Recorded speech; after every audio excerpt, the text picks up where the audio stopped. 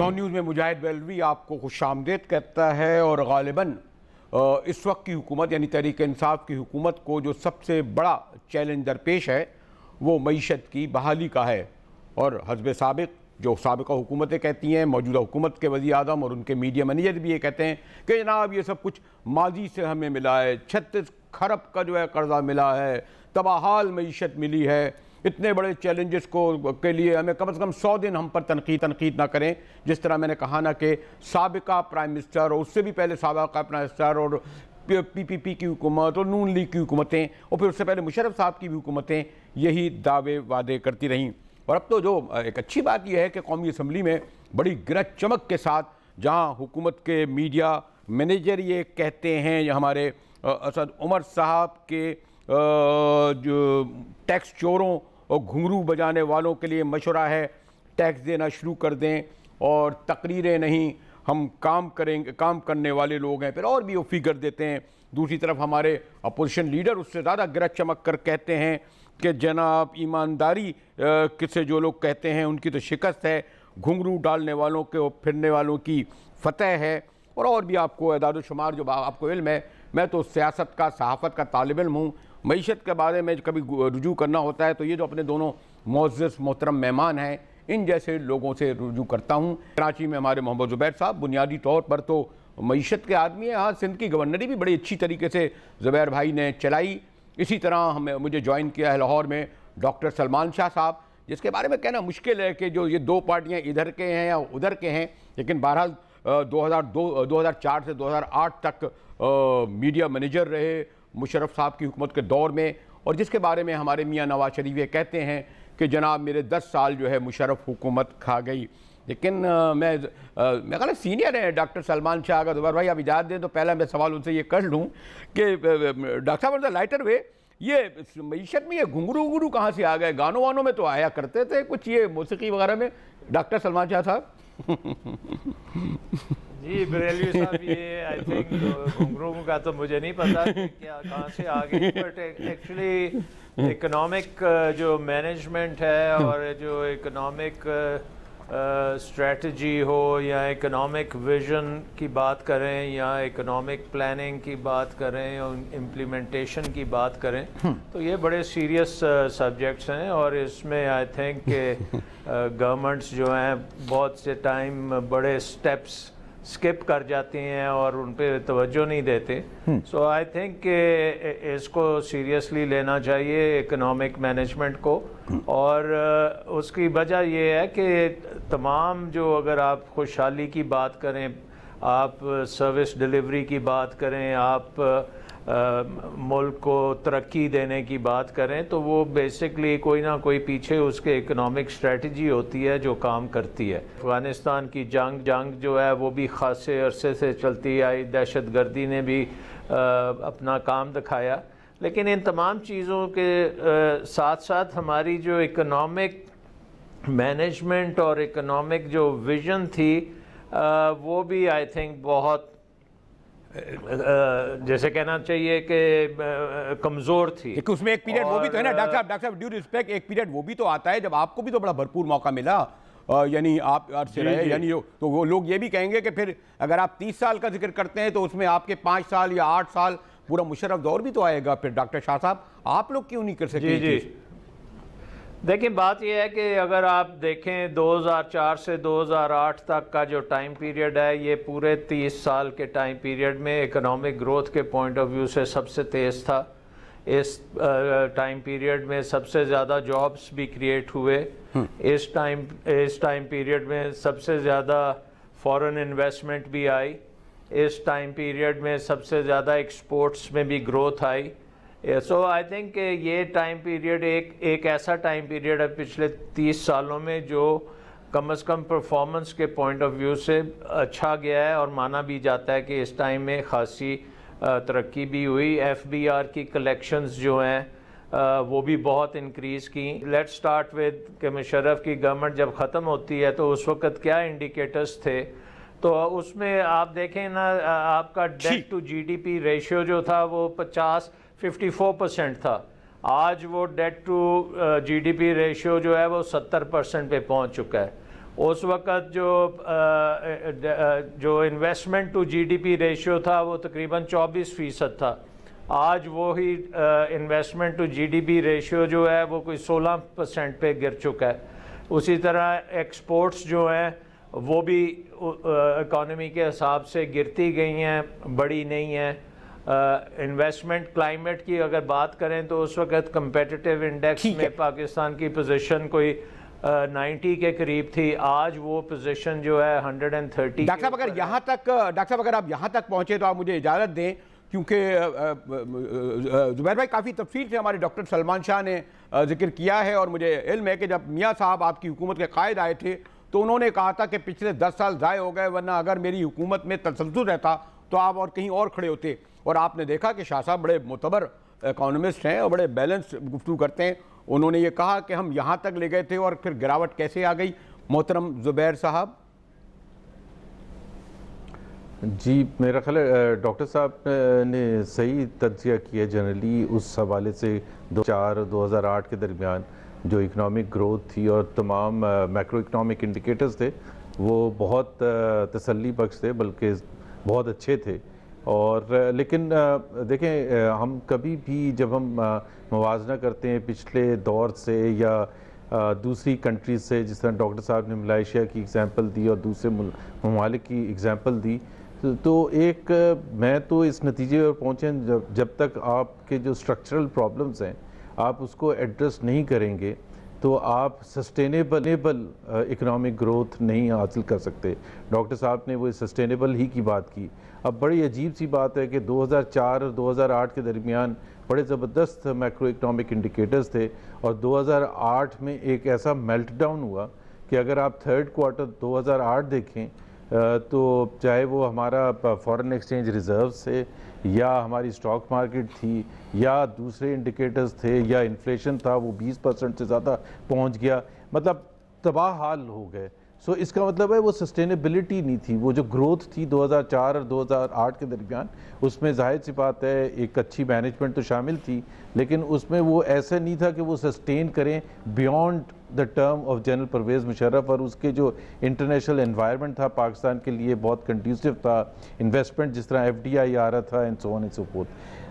मेरा ख्याल है मैं तो बिल्कुल इस नतीजे पर पहुँचूँ कि अगर आपने सस्टेनेबल इकनॉमिक ग्रोथ, और इसी वजह से मैं ये कहता हूँ कि अगर ये जो रिसेंट हुकूमत आई है और इनको फुल सपोर्ट है तमाम मेजर स्टेक होल्डर्स की, including the military, because it's very important. मैं ये किसी नेगेटिव या पॉजिटिव हवाले से नहीं कह रहा, क्योंकि फॉरेन पॉलिसी अगर जो हुकूमत वक्त है वो रन करती है as a tool towards economic development, तो उसको बिल्कुल उसी तरह से इजाज़त भी होनी चाहिए। सो मुशर्रफ साहब के लिए ये फिक्र नहीं थी कि पिंडी वाले क्या सोच रहे हैं। फॉरेन ऑफिस भी उनके अंडर था और अफगानिस्तान की पॉलिसी के हवाले से भी उनके पास कंट्रोल था, और पाकिस्तान इंडिया। और 2004 ही में या 2005 जनवरी में मेरा ख्याल है वाजपेयी साहब इस्लामाबाद आए थे और पीस अकॉर्ड साइन हुआ था। सो एक तरफ ये नहीं हो सकता कि मार धाड़ चल रही है, पठानकोट हो गया और मुंबई ब्लास्ट हो गए, जिसके सिर्फ इस खित्ते के हवाले से नहीं नेगेटिव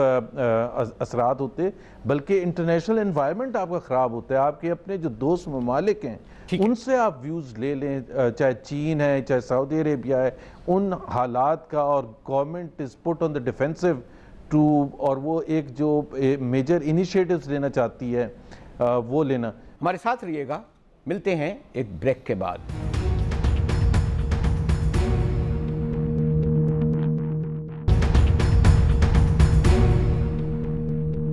डॉन न्यूज़ में मुजाहिद वल्वी एक बार फिर आपको खुशामदीद करता है। डॉक्टर साहब खासे तफसील से उन्होंने वजाहत कर दी कि यानी वो आपका पीरियड तो तस्लीम करते हैं ख़ास तौर पे मुशर्रफ साहब का, लेकिन अपने दौर में ये भी तो कहते हैं कि हाँ पिंडी से रुजू करने की ज़रूरत नहीं थी कि पिंडी वाले तो खुद बैठे हुए थे, क्योंकि इनका ख्याल ये है कि ये जो डिस्टर्बेंस जो पॉलिटिकल होता रहा उसके असरात मईशत भी पड़ते रहे थे। और 2008 खासतौर 2008 भी कह लें, 2000 हालिया 2-2.5 वर्षों में ये तो है ना कि खासा मुस्लिम लीग नून को, हुकूमत को वो बहुत सारे प्रेशर बर्दाश्त करने पड़े एक ख़ास हल्के की जानिब से, जिसके सबब इनको मौका नहीं मिल सका कि भरपूर तवज्जो देते। मोहतरम डॉक्टर सलमान शाह साहब। नहीं, आई डोंट थिंक, मैं ज़ुबैर से इससे थोड़ा सा डिसएग्री करूँगा, क्योंकि हमें पहले पूरी तरह तज्जिया कर लेना चाहिए और उसके बाद फिर हमें बात करनी चाहिए कि क्या पिंडी वाले जो थे वो ऑब्स्ट्रक्शन थे या वो इनकरेज करते थे कि आप बेहतर इकोनॉमिक मैनेजमेंट करें, क्योंकि ऑब्वियसली पिंडी वाले भी इसी मुल्क का हिस्सा हैं और उनके लिए एक अच्छी प्रॉस्परस इकॉनमी बहुत ज़रूरी है, क्योंकि पाकिस्तान की जो नेशनल सिक्योरिटी है उसका बहुत क्लोज लिंक है इकॉनमी के साथ, और अगर इकॉनमी सही तरह नहीं चलेगी तो ऑब्वियसली आपकी नेशनल इकोनॉमिक सिक्योरिटी जो है वो सफ़र करेगी। अब मैं आपको एक इंडिकेटर ये देता हूँ कि 2008 में हमारी पर कैपिटा इनकम हिंदुस्तान से ज़्यादा थी, आज हमारी पर कैपिटा इनकम हिंदुस्तान से कम हो गई है, और ये इंडिकेट करता है कि हमारी एक इकॉनमी का जो साइज़ है वो हिंदुस्तान की इकॉनमी के साइज़ के मुताबिक कुछ रिलेटिवली कम हो गया है। So I think national security point of view से ये बड़ी इंपॉर्टेंट चीज़ है कि अगर इकोनॉमिक मैनेजमेंट इस तरह की वो समझा जाए मुल्क में कि ये सही इकोनॉमिक मैनेजमेंट नहीं हुई जिसकी वजह से ये इकॉनमी नीचे जा रही है, तो वो आपके नेशनल सिक्योरिटी को डेफिनेटली अफेक्ट करेगी। अब आपने बात ये देखनी है कि ये जो पीरियड है 2008 से 2013 का और फिर 2013 से 2018 तक, इसमें क्या हुआ जिसकी वजह से आपकी पर कैपिटा इनकम की ग्रोथ जो है वो हिंदुस्तान से गिर गई।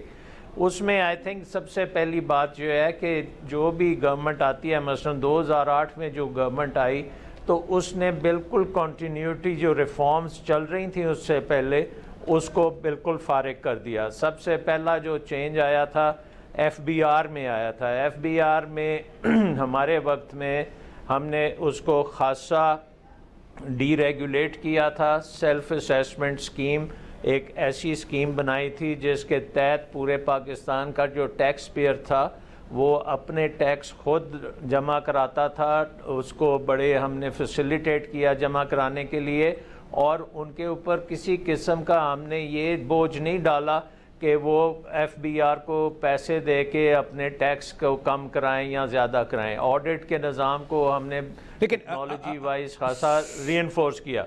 उसका जो जरदारी साहब की गवर्नमेंट आई उसने वो रजीम चेंज की।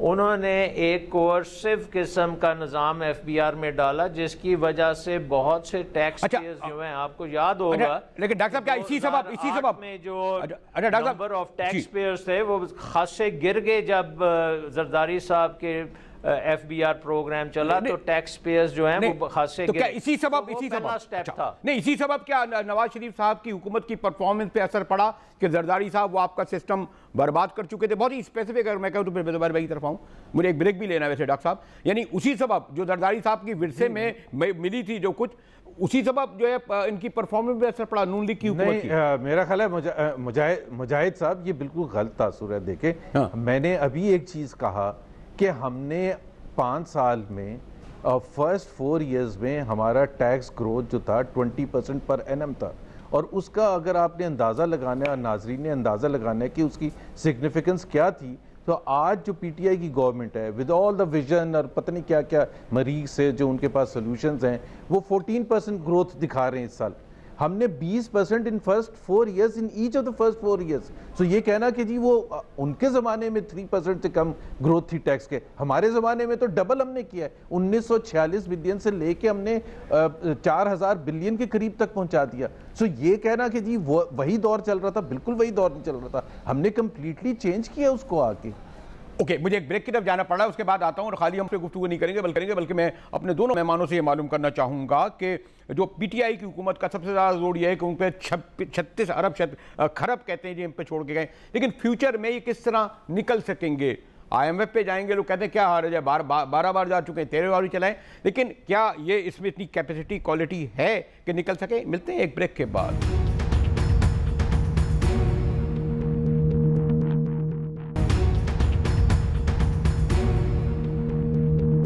डॉन न्यूज़ में एक बार फिर मुजाहिद वली आपको खुशामदीद कहता रहा है। आपको इल्म है कि बड़े आपने गुफ्तगू से अंदाज़ा लगाया होगा कि मोहतरम डॉक्टर सलमान शाह साहब और हमारे मोहम्मद ज़ुबैर साहब दोनों को अपने शोबे के हवाले से इतनी कमांड। मेरी तो बड़ा मुश्किल हो रहा है कि मैं कोई अपना जो है वो देहाती सा सवाल करके जो इनको इंटरप्ट करके जो है अपने को एम्बेरस ना करूं, इसलिए इन्हीं दोनों पे छोड़ता हूं। बल्कि मेरे ख्याल है ज़रूरत थोड़ी कि हर वक्त एंकर हो, भाई बराह रास्त गुफ्तगू करें हमारे डॉक्टर साहब और ज़ुबैर भाई। लेकिन डॉक्टर साहब अगर मैं आपसे ये मालूम करूँ, चले पास तो अपनी जगह, क्या अभी जो इनकी media manager team Imran Khan साहब ने बनाई है, वो जो कहते हैं कुछ पुराने हैं कुछ नए हैं, कुछ कंट्रोवर्सी का भी शिकार हो गए, खैर दैन अदर टॉपिक, कि क्या ये जो अगर पास हो, फ्यूचर में हम क्या तवक्को करें? क्योंकि वो तो सारा बोझ इन पे डाल रहे हैं कि 36 खरब रुपए के हम पर कर्जे छोड़ गए, बाकी भी ये कर गए, ये भी कर गए। आमतौर पर आसान भी होता है जब कोई नई हुकूमत आए कि पिछले वालों पे छोड़ दो, इस तरह 6 माह साल भर निकाल लो। डॉक्टर सलमान शाह साहब देखें, मुजाहिद साहब, अभी तो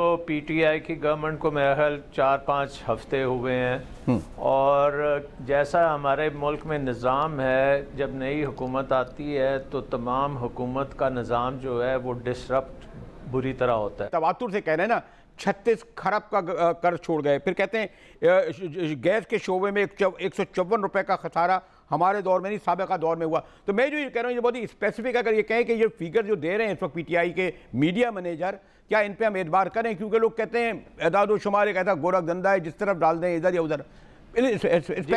आई थिंक एक बात ये है कि पीएमएल की जो गवर्नमेंट छोड़ के गई है, जो मैं समझता हूँ कि उनका सबसे एक किस्म की पुअर परफॉर्मेंस जिसको हम कह सकते हैं, वो पावर सेक्टर में हुई है। अब पावर सेक्टर की कहानी ये है कि इवन दो पीएमएल क्लेम करती है कि ये बहुत सक्सेसफुल इनकी ये स्ट्रेटजी थी पावर सेक्टर की, लेकिन जब उसके हम एवेल्यूएट करते हैं तो हमें ये नज़र आता है कि जो इसकी प्लांट्स लगाए गए हैं वो बहुत ही एक्सपेंसिव पावर के लगाए गए हैं, और एक्सपेंसिव पावर कई जगहों पे ऑलमोस्ट डबल है जो हमारे इर्द गिर्द के ममालिक हैं उनके मुकाबले में। दूसरी बात यह है कि जो ट्रांसमिशन और डिस्ट्रीब्यूशन का भी नेटवर्क है उसमें भी कोई ख़ास इम्प्रूवमेंट नहीं कर सके। सो पावर सेक्टर में इनको बहुत बड़ा नुकसान हुआ है, जिसकी वजह से आई थिंक इकॉनमी की एक्सपोर्ट सेक्टर को भी बड़ा एक झटका लगा, और उसकी वजह से फिर एक और चीज़ होती है कि जब आपकी एक्सपोर्ट्स गिर रही हैं, साथ आप आपकी इंपोर्ट्स बढ़ती जा रही हैं, और वो एक डेफिसिट आपका बढ़ता है, वो एक अनसर्टेनिटी क्रिएट। डॉक्टर इसका जवाब ले लूं मैं? डॉक्टर यहाँ तक, डॉक्टर साहब प्लीज, डॉक्टर साहब यहाँ तक, क्योंकि एनर्जी में डॉक्टर साहब एनर्जी के मसले पे मैं ज़ुबैर भाई से ले लूं, क्योंकि ये कहते हैं कि हमने इतना जनरेट किया, कोई 11,000 मेगावाट या और। जी ज़ुबैर भाई।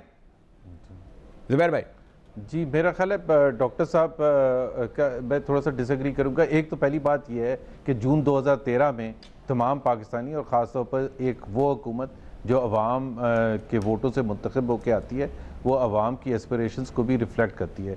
जून 2013 में नंबर 1 प्रॉब्लम पाकिस्तान का, पाकिस्तानी अवाम के मुताबिक और तमाम पॉलिटिकल पार्टीज़ के मुताबिक था कि पाकिस्तान में जो लोड शेडिंग, एक वेरी सिंपली स्टेटेड कि अमाउंट ऑफ लोड शेडिंग जो होती थी, बिजली ना होना, जिसमें सिर्फ कंज्यूमर्स नहीं, डोमेस्टिक कंज्यूमर्स नहीं, इंडस्ट्री भी सफ़र कर रही थी।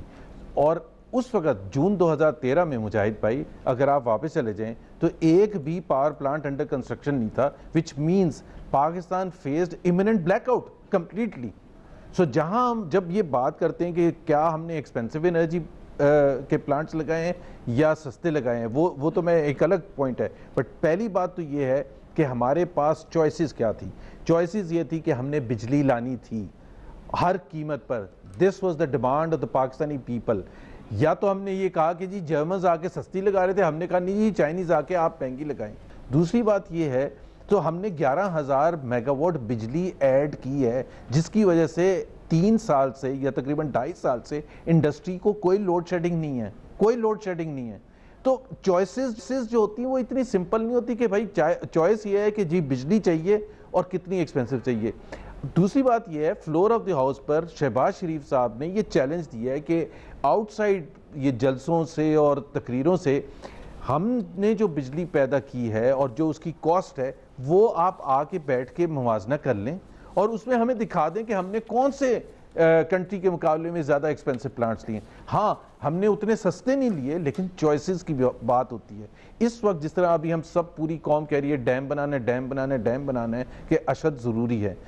तीसरी बात यह है कि मेरा ख्याल है जब हम एक जो इकोनॉमिक चैलेंजेस थे उसमें दो मेजर चैलेंजेस थे। एक तो डोमेस्टिक फ्रंट पर था कि टैक्स कलेक्शन के हवाले से 1946 वाज नॉट सस्टेनेबल, और दूसरा था फॉरेन करेंसी के हवाले से। फॉरेन करेंसी के हवाले से भी मैं आज ये वाज़ेह कर दूं कि 2017 जून जुलाई तक, जब तक ये पॉलिटिकल गवर्नमेंट थी और स्टेबिलिटी थी, तो हमारे फॉरेन एक्सचेंज रिजर्व्स $24 बिलियन पहुंच चुके थे और कोई कंसर्न और कोई प्रेशर नहीं था, ना करंट अकाउंट डेफिसिट के हवाले से जो आज पाकिस्तान का नंबर 1 प्रॉब्लम है और हम मानते हैं नंबर 1 प्रॉब्लम है।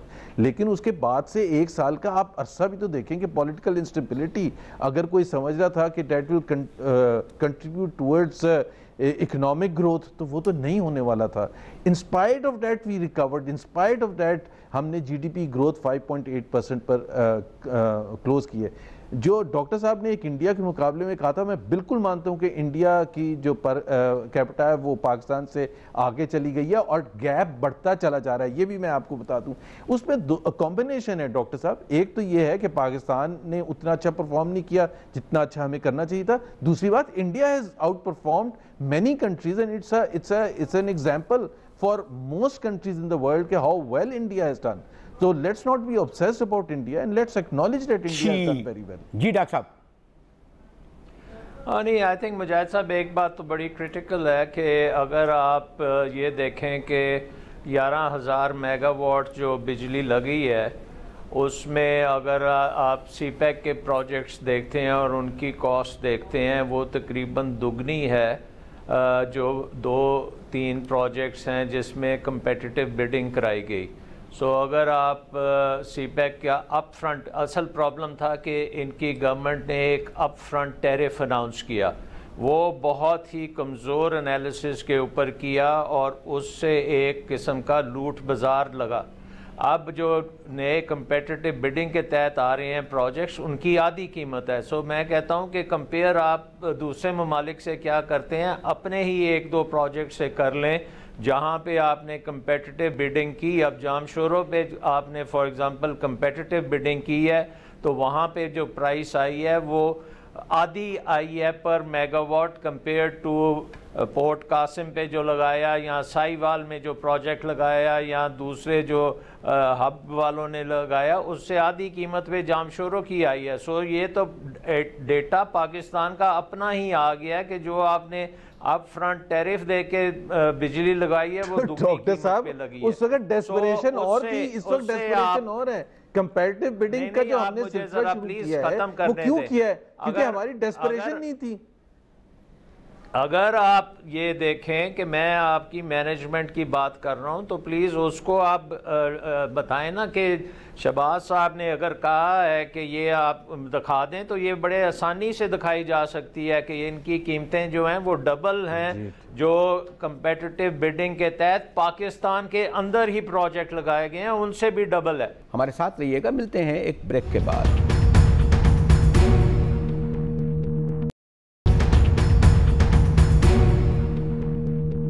डॉन न्यूज़ में मुजाहिद वल्वी एक बार फिर आपको खुशामदीद कहता है और मेरे ख्याल में मुल्क में जो अगर सफ़े अव्वल के मैं कह सकता हूँ despite there past political affiliation doctor Salman Shah और हमारे मोहम्मद ज़ुबैर टॉप मोस्ट माहिर मईशती में कहलाएंगे और इन्होंने तवील अरसा गुजारा है हमारे डॉक्टर शाह साहब ने, सलमान शाह साहब ने मुशर्रफ दौरे हुकूमत में और फिर ज़ुबैर साहब गवर्नर होने से पहले उनके टॉप मोस्ट मीडिया मैनेजर थे। अगर डॉक्टर साहब ज़ुबैर भाई तो अगर मैं ये कहूँ कि क्यों मशवरा दें भाई, वो अपोजिशन के और मानेंगे भी नहीं, भले इनके सगे भाई क्यों ना हो वो क्यों मानेंगे इनका मशवरा, कहेंगे नहीं जी आप नून लीग के मीडिया मैनेजर रहे, आपने यहाँ तक पहुँचा दिया। लेकिन अगर आप डॉक्टर सलमान शाह साहब आपसे कोई मुफ्त मशवरा तलब करें इनके PTI के मीडिया मैनेजर्स, तो इनको आप क्या कहेंगे कि क्या प्रायोरिटी में दें, सिवाय इसके कि वो अपोजिशन को लताड़ने के बजाय, तमाम अपोजिशन पर बोझ डालने के बजाय। और ये भी एक हकीकत है ना कि बहरहाल पिछले 1 साल से नून लीग की हुकूमत, उनकी क़यादत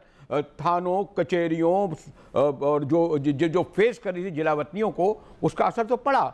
माइनस नवाज शरीफ जो पिछले 1.5 साल से जो कुछ उनके साथ हो रहा था उसका परफॉर्मेंस में भी असर पड़ा, ये भी मानना पड़ेगा डॉक्टर साहब। तो आप क्या सजेस्ट करेंगे पॉलिटिकल नहीं इकोनॉमिक इशू में बिल्कुल रैशनल कि पास को छोड़कर PTI की हुकूमत क्या करे डॉक्टर सलमान शाह? फिर मैं कंक्लूड ज़ुबैर भाई से भी कराता हूँ।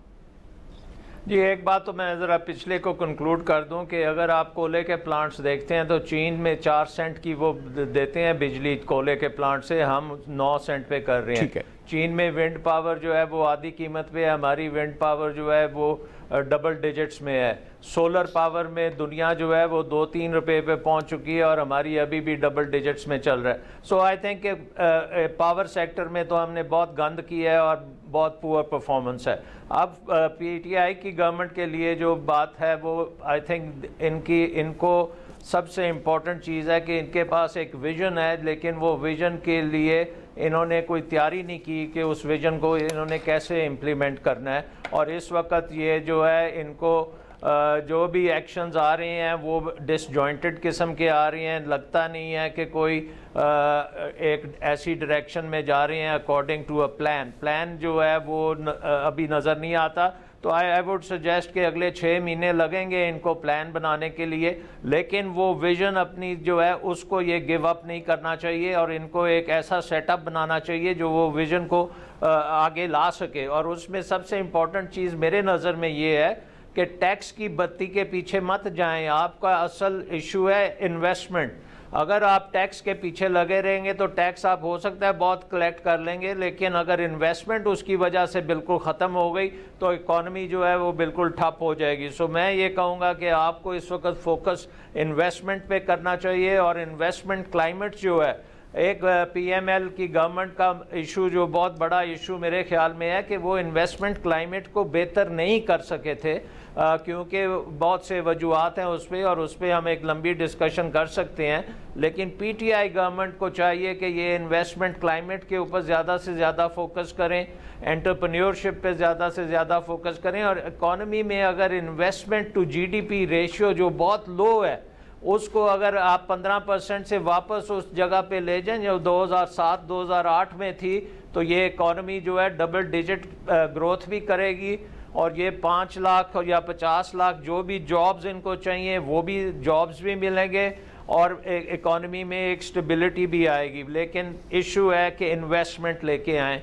और इन्वेस्टमेंट पाकिस्तानी इन्वेस्टर भी लेके आएँ, ओवरसीज़ पाकिस्तानीज़ को भी लाएँ और फॉरेन इन्वेस्टर को भी आपको इनकरेज करना पड़ेगा और उसके लिए पूरा एक प्रोग्राम बना के उसके पीछे लगें। ओके, चले अपने जुबैर भाई, अगर मैं कंक्लूड करूं, एक तो डॉक्टर साहब का कहना है 12 उनके पास विजन है और आपकी तो मैंने कहा वो सुनेंगे नहीं, वो तो कहेंगे नहीं पास को छोड़कर, और क्योंकि खाली लानत मलामत से कुछ नहीं होगा, इन्हें परफॉर्मेंस देनी पड़ेगी और वो 100 दिन में देनी भी पड़ेगी। खैर हमसे तो ये कह दिया है, अभी खान साहब कराची में मेरे थे भाई 90 दिन तनकीद नहीं करना, मैंने कहा 90 दिन, ये 30 दिन तो यूँ निकल गए, अभी 40 दिन निकल जाएंगे, 90 दिन क्या 900 दिन निकल जाएंगे।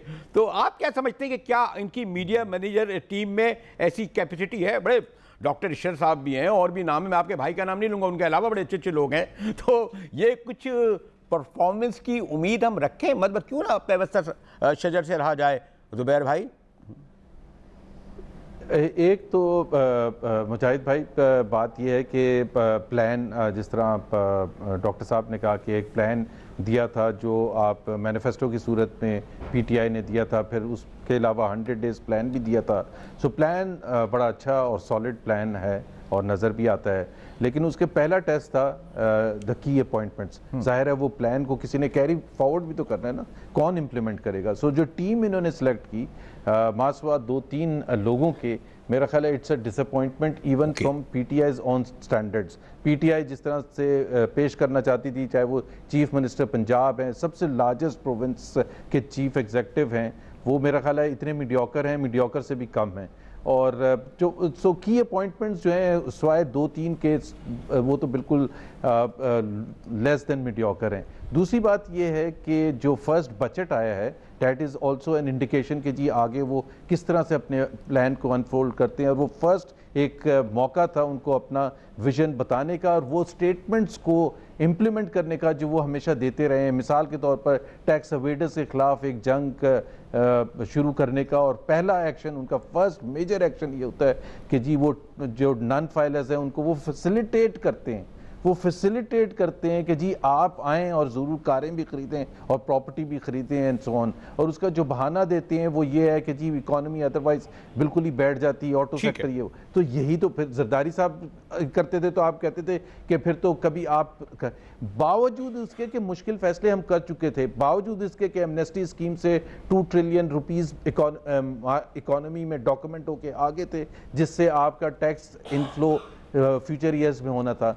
इसी तरह से जो टैक्स प्लान है साल का, वो इतना मॉडरेट है कि 14% ग्रोथ। Y 14% growth? आप तो हमें हमेशा ताना देते थे कि जी हम आएंगे तो पता नहीं कहां से कहां लेके चले जाएंगे। And why were you not prepared, by the way, why were you not prepared to implement your vision immediately after coming into power? Okay, just concluding word doctor Salman, क्योंकि इमरान खान वजीर आजम होते हुए, सियासतदान होते हुए अभी जबान जो है वो कप्तान वाली इस्तेमाल करते हैं, क्रिकेट वाली इस्तेमाल करते हैं और जोर देते हैं कि मेरी टीम बड़ी अच्छी थी जिसने वर्ल्ड कप जिताया। टीम होती है तो ये होता है, अभी भी वो ये कहते हैं। तो आप ये समझते हैं कि चले सियासत को छोड़ देते हैं जी, वो बुज़दार साहब आ गए। मैं तो को कह रहा था नवाब सादिक कुरैशी भी शायद बुज़दार हुआ करते थे, मुल्तान के कोई पुराना था, भुट्टो साहब के मिलर। तो ये टीम मीडिया मैनेजर्स की ऐसी है डॉक्टर, और वाकई टीम का कोई रोल होता है, ये कप्तानी सब कुछ करता है? डॉक्टर शाह, बिल्कुल कंक्लूडिंग वर्ड स्पेसिफिक शाह साहब। नहीं, I think I will agree with Zubair के टीम की सिलेक्शन में ज़रा प्रॉब्लम है, और पहले भी मैंने बता दिया कि अभी तक वो हो सकता है कि टीम के पूरी तरह सिलेक्शन भी नहीं हुई और उसमें लिमिटेड ऑप्शंस भी लिमिटेड हैं। लेकिन आई थिंक लीडरशिप जो है ना, उसको बड़ा परसिस्टेंट होना पड़ेगा, उनको घबराना नहीं चाहिए, आगे बढ़ें और अच्छे निज़ाम बनाएं, निज़ाम के ऊपर फोकस करें। और आई थिंक द निज़ाम जो है ना वो स्टार्ट होगा कैबिनेट से। कैबिनेट आपकी बेहतरीन होनी चाहिए, उसके नीचे हर मिनिस्ट्री के टारगेट्स और उनके जो अपॉइंटमेंट्स हैं बेहतरीन सिविल सर्वेंट्स उसमें होने चाहिए, और जो अभी तक नहीं हुए, जो अभी तक नजर नहीं आ रहे, जो अभी तक नजर नहीं आ रहे। अभी बहुत अर्ली है और अभी I think we should give them some time.